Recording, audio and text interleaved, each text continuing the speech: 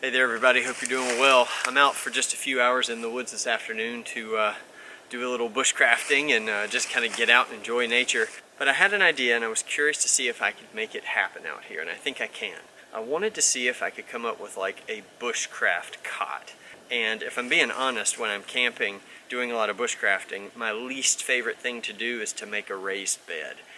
Because you have to find something big that you can cut or that's already maybe dead and you can just roll into place so that you can get some elevation off of the ground, or you have to stack multiple little things. But this way would use two tripods, and I love making tripods, and wouldn't require me to go haul in some big giant log for a base. So yeah, gonna give it a try. I'm out in a very coniferous part of the forest. There's lots of pine trees here, lots of downfall, and I did that on purpose just for the simplicity of the build. Pine is great if you have access to it because it's long and it's straight, and it works really well for little builds like tripods and beds and things like that. I'm going to start by constructing two tripods, I don't know, probably about chest height or so.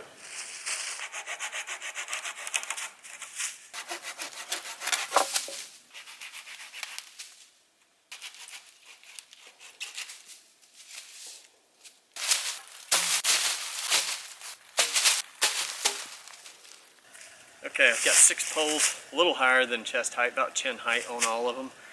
So next is to construct 2 tripods. This is not going to be a how to construct a tripod video, so if you want to see something like that, there is more than enough out there on YouTube for you to search. So I'm going to construct 2 tripods using these 6 beams here.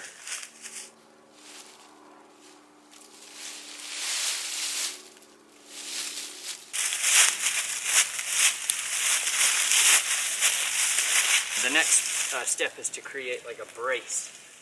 Alright, so let me show you a quick trick. If your arm is tired, you've been sawing a lot, you need a rest, but you've got to keep breaking pieces.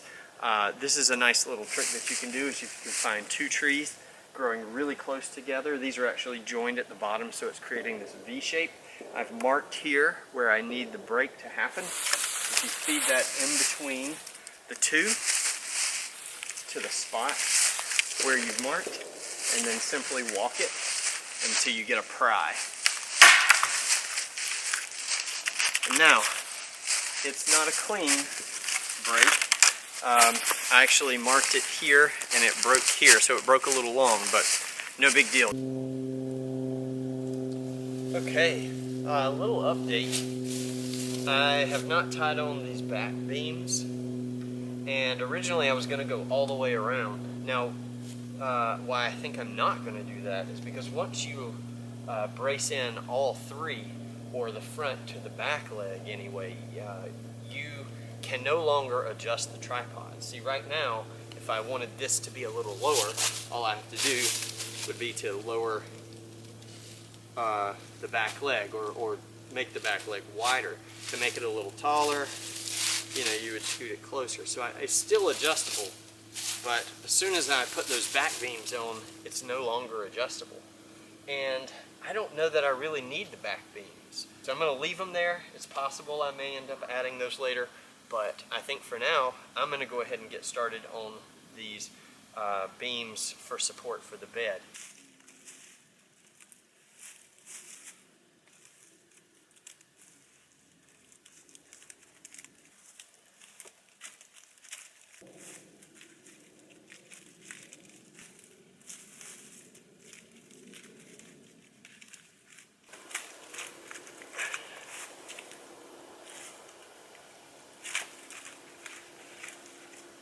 There we go.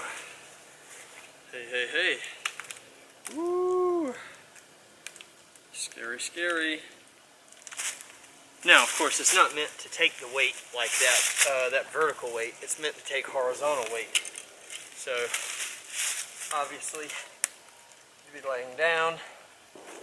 Oh yeah, this is great. I feel really secure, really safe. Furthermore, you've got the protection of a tripod. You're not going to roll off.